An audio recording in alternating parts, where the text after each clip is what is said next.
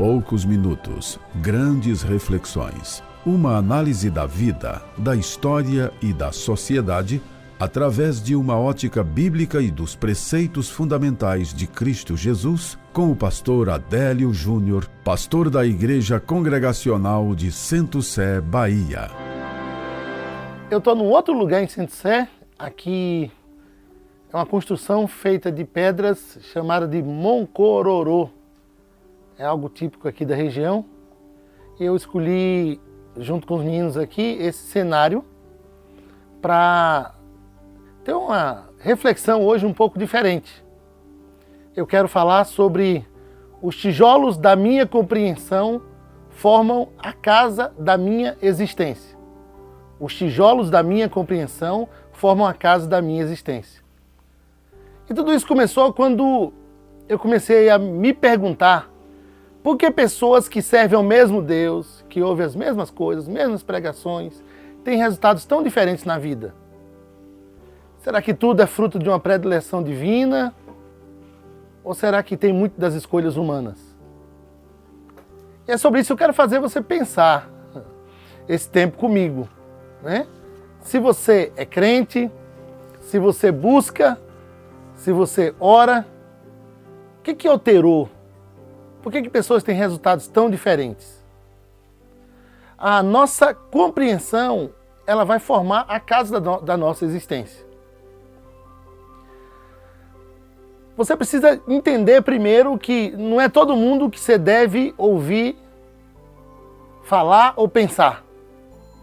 Eu ouvia uma reflexão, uma época dessa, de que tinha um doido numa cidade e ele ficava conversando sozinho e de repente chegou um rapaz e perguntou para ele: por que você conversa só? O doido disse: eu tenho 3 razões. Ele disse: então, por favor, me diga a primeira. O doido disse: eu gosto de ouvir o que um homem inteligente pensa. Ele disse: diga a segunda. O doido disse: eu gosto de pensar em voz alta. Ele disse: agora diga a terceira. O doido disse: eu gosto de fazer de doido aqueles que me escutam falar. E ele saiu dali pensando: o que eu fiz da vida? Eu dei esse exemplo aqui para mostrar que no tempo da internet você ouve tanta coisa e que às vezes você empresta ouvido a situações que não vão te levar a lugar algum.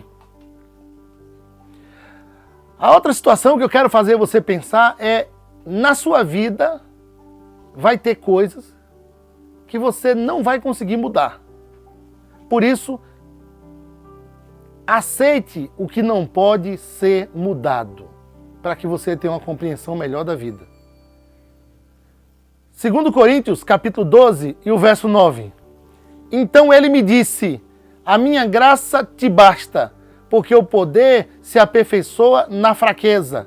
De boa vontade, pois, mas me gloriarei nas fraquezas, para que sobre mim repouse o poder de Deus, ou o poder de Cristo, melhor dizendo.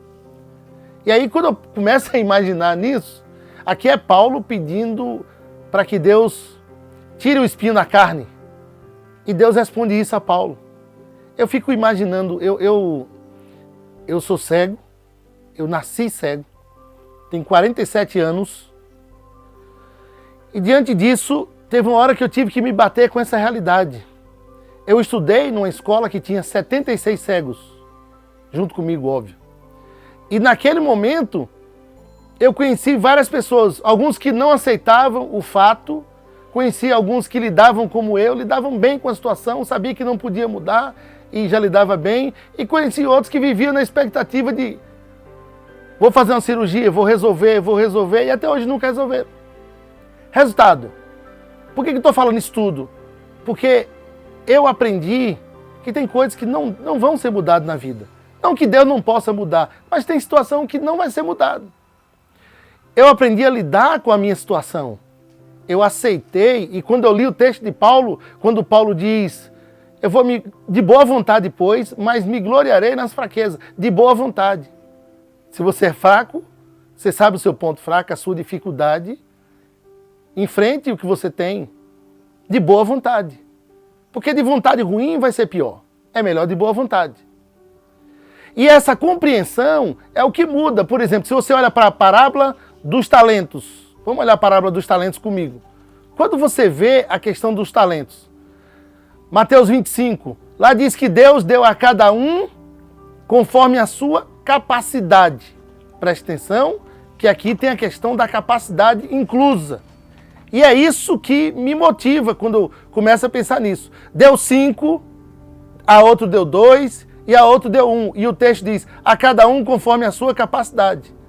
Isso é, Deus não vai colocar 1000 litros numa caixa d'água de 500 litros. Então o que Deus te deu para fazer, faça. Mas tem um resultado, veja que a compreensão do que tinha um só. Mateus capítulo 25, verso 24. Chegando por fim, o que recebera 1 talento, disse, Senhor, sabendo que és homem severo, que ceifas onde não semeaste e ajunta onde não espalhaste, receoso, escondi na terra o teu talento. Aqui tens o que é teu. Ele tinha uma compreensão errada de Deus. Escondeu o talento. O outro frutificou, multiplicou. Esse daqui não, por causa da compreensão errada de Deus. Observe que todos os 3 receberam de Deus. 2 frutificaram. Esse não, porque tinha uma compreensão errada sobre Deus. Lembro que quando eu estudava naquela escola, no Instituto de Cegos da Bahia, eu tinha um amigo e ele era um menino muito feliz mesmo. Até o dia que ele foi em casa e descobriu na sua adolescência que ele era cego, porque a mãe dele havia tomado remédio para abortá-lo. Não matou, não abortou, mas o deixou cego. A vida daquele homem mudou. E como a vida daquele homem mudou quando voltou? Aquele adolescente já era um adolescente revoltado. Incrível como uma revelação com dados terríveis pode transformar tanto a vida de uma pessoa. E um dia nós conversando sobre essas coisas. O tempo passou e ele saiu daquela escola e uma vez eu encontrei com ele, ele agora era evangélico. E ele descobriu, o poder se aperfeiçoa da fraqueza. Tudo mudou na vida dele. Já tinha sentido a existência. E por último, a sabedoria. Salomão escreve sobre a sabedoria. E eu quero fazer você pensar comigo. Porque Tiago diz, se alguém precisa de sabedoria, peça a Deus que a todos dá liberalmente. E ser-lhes-á concedido. Mas a sabedoria, eu penso, deve ser amplificada pela observação. Ou seja, eu tenho que observar, eu tenho que entender. Eclesiastes capítulo 1 e o verso 13. Salomão diz, apliquei o coração a esquadrinhar e a informar-me com sabedoria de tudo quanto sucede debaixo do céu. Você pode ter sabedoria, peça a Deus sabedoria. Agora você tem que ter a questão da observação. Você precisa observar e entender. Porque assim, todo jogador é como Pelé? Todo pregador é um Billy Graham? Então você não pode se avaliar pelos fenômenos. Você tem que se avaliar pelas pessoas normais, porque você é normal. Se vai acontecer algo fenomenal em sua vida, isso é algo que depende de Deus. Provérbios capítulo 10 e o verso 25. Como passa a tempestade, assim desaparece o perverso, mas o justo tem perpétuo fundamento. E o fundamento do justo é a fé. O justo viverá por sua fé. Esse é o perpétuo fundamento. E a pergunta que fica no final dessa reflexão é, eu tenho fé para que Deus faça o que eu quero? Ou eu tenho fé para fazer o que Deus quer? Isso é interessante. Tem situações que eu não posso mudar. Não escute a todo mundo pensar. Não escute a concepção dos outros. Tem a sua dentro do firme fundamento. Você entende o que eu estou querendo dizer? E quero terminar dizendo o seguinte, que se eu observo, e esse observar não depende do olho, é bom você pensar.